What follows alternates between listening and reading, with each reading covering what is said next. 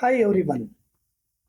In this video, I'm going to discuss about the executor framework. Okay. So you can see in this screen that, okay, in the multi-threading, we have the different threads.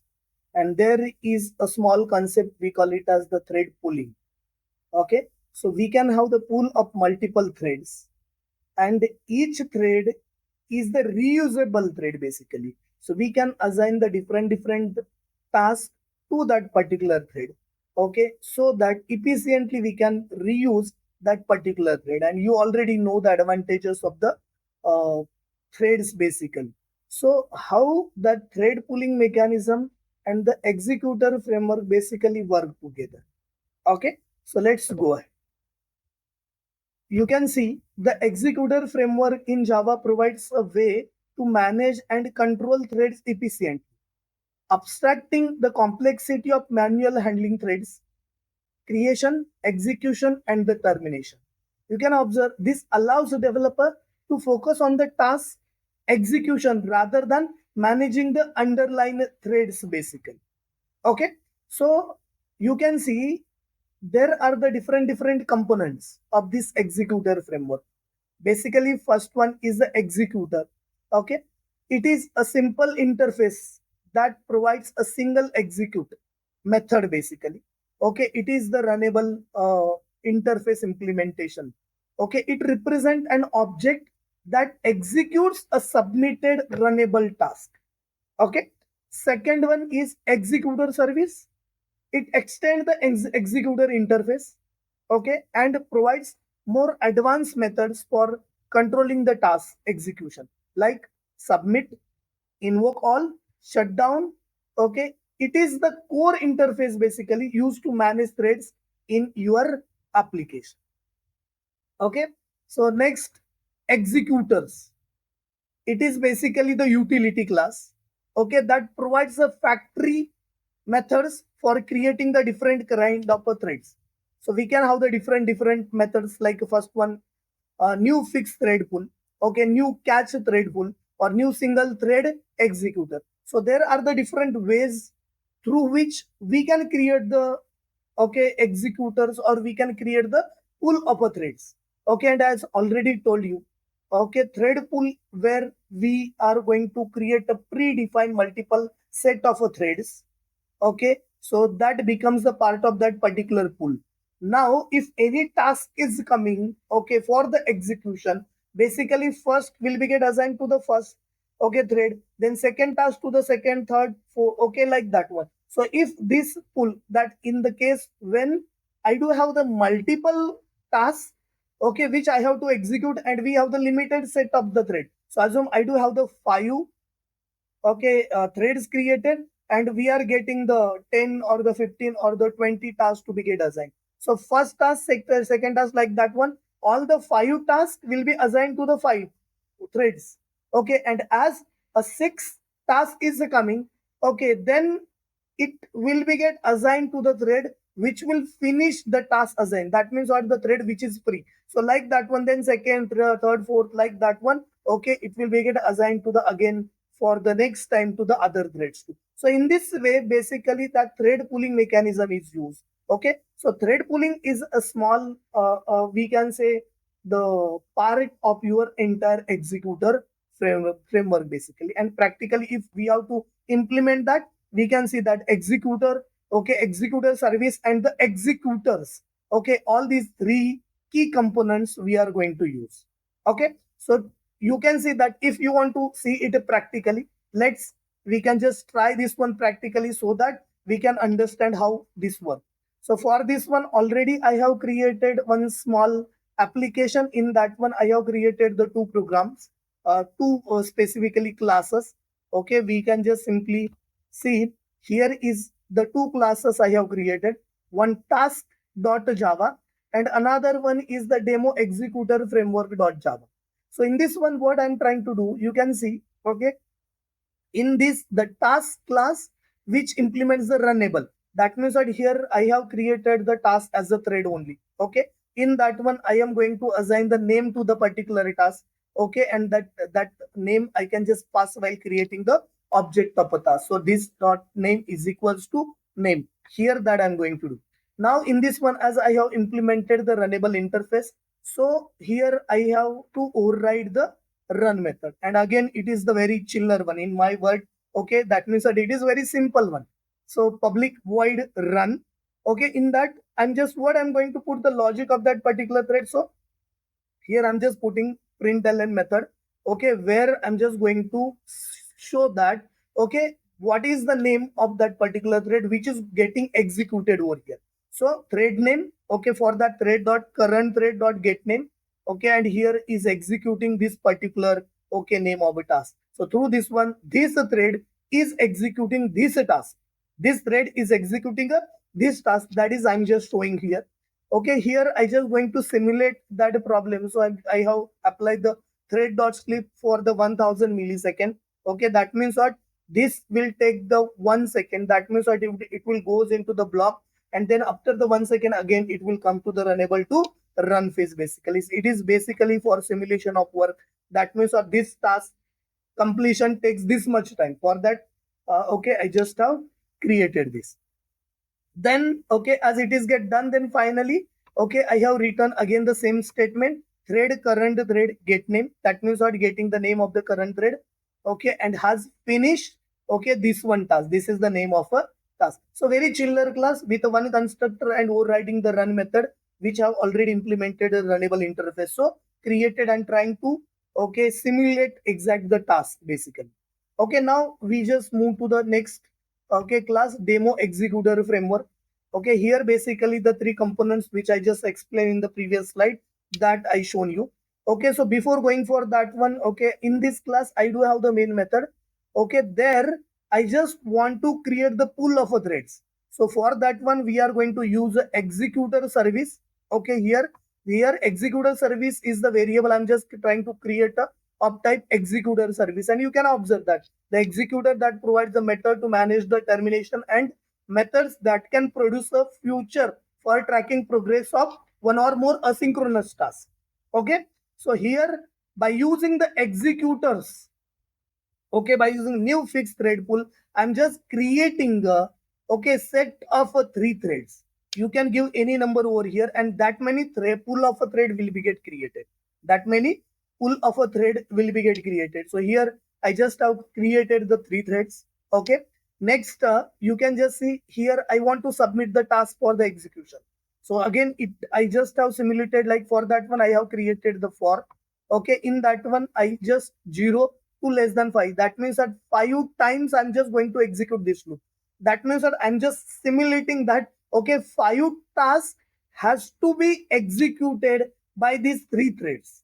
Okay, and through that one we can just simply understand how that execution will be get done. So what I'm going to do here, new task, task 1, okay, that is the 0, then 1, then 2, then 3, then 4, then okay, like up to the 4 we are just going to create. So we are creating the object of here. So basically here we are going to create the thread. Okay, that is not here we are going to create the task. So task 1, that is the 0, then 1, then 2, then 3, then 4, like that one. So that reference we are giving into the runnable, and that task, okay, we just pass through the executor service execute method. Okay, so that task object first, second, third, fourth, like that one we can assign. So when we are giving this one basically, so it will be just simply assign your task to the threads which we have added inside the pool. Okay, so you can just read this one too. So what is this method doing here? Execute method. So execute the given command at some time in the future.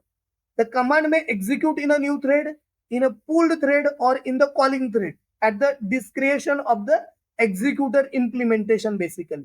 Okay, so first task created, then pass to this one. So it will goes to the, okay, first thread, second thread, then third thread. Okay, again then fourth task if it is coming, then the thread which is completing the execution, okay, it will assign to that one. So practically we can just simply observe. I'm just going to execute this one. Okay, right click, run as, okay, run as a Java application, and you can simply observe on the console, Okay, it is launching. You can see here onto the console. You can see pull. Okay, I just maximize this one for your understanding. Okay, pull 1, thread 3. Okay, that means that we already have the set of threads, 3 threads. So here it is thread 3 is executing the, okay, for this thread 3 is executing the task. Okay, then thread 1 is executing the task 0 and thread 2 is executing the task 1. Okay, so 0 1 2 like this one. Okay, and you can just observe, so task 0 1 2, okay, that been assigned to the 3 threads. Okay, so we can say the sequence is not guaranteed here. Okay, you already know, because we have the thread scheduler that is selecting the thread for the execution. Okay, so it is not in our control to which one will be get executed first. Okay, so or which one thread will complete which one task, because any, okay, it have the different algorithm inside. Okay, it will select the task for the execution basically. Okay, so here thread 3 is executing the task 2, thread 1 is executing the task 0, and thread 3 is executing the task 1. So 0 1 through 3, that means that all 3 are engaged. All three threads are engaged. These are executing. Then after that one, you can observe that thread 2 have finished the execution of a thread 1. So this thread which has been started, okay, now it have completed this task. As thread 2 is free, as thread 2 is get free, as through thread 2 is getting free here, okay, immediately you can observe, okay, thread 2 is executing the task 3. That means what, the fourth task, okay, is been assigned to the thread 2. That means our thread 2 is reusing. Okay, it is reusable basically. Okay, then again you can observe thread 3 have finished the task 2. So thread 2 is even get free. So as soon as that thread is get free, okay, the next task will be get assigned, okay, to that. Even here you can observe the pull 1 thread 1 has finished the execution. So both have finished at the same time. So thread 3 is executing the task 4, you can observe, and a pull 1 thread 3 has finished the task. Okay, like that one. So this is how you can create the pool of a threads. Okay, and we can have the multiple tasks. That multiple tasks will be get assigned to the each thread. Okay, whichever is free. Okay, and as it is get free, then again new task will be get assigned to that. That means what, here we have created the reusable thread. Okay, which are part of the thread pool basically. Okay, we have given the name of a pool as a pool 1. Okay, so we have the one pool with the 3 threads, and that we are reusing according to our task. Okay, so this is very basic understanding needed, okay, to go for the executor framework. Okay, so next we can just simply understand here. Okay, there is, what are the real world examples?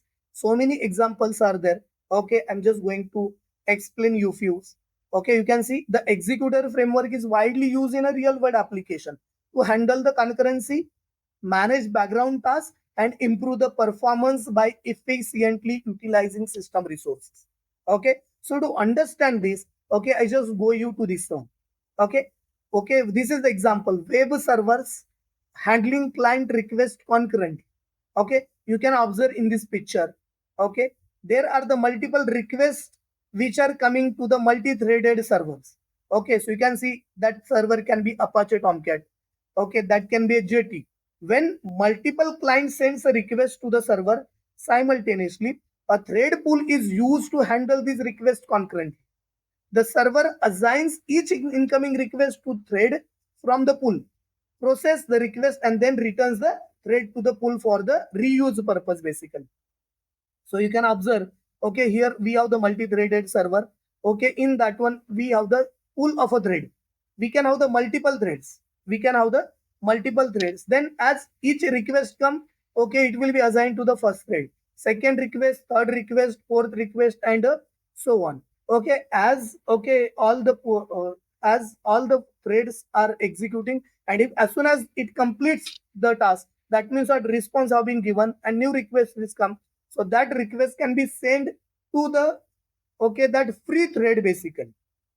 Okay, so you can observe here thread which is processing, okay, and thread is waiting. That means what? These 4 threads are processing the 4 requests, okay, and these 3 threads are waiting for that one, and then it will communicate with the database and send back the response. So this is very important example basically, which is used into the web programming, okay, to handle the request. Okay, so these are the servers, web servers basically, that uses the thread pooling mechanism, okay, or the executor framework basically.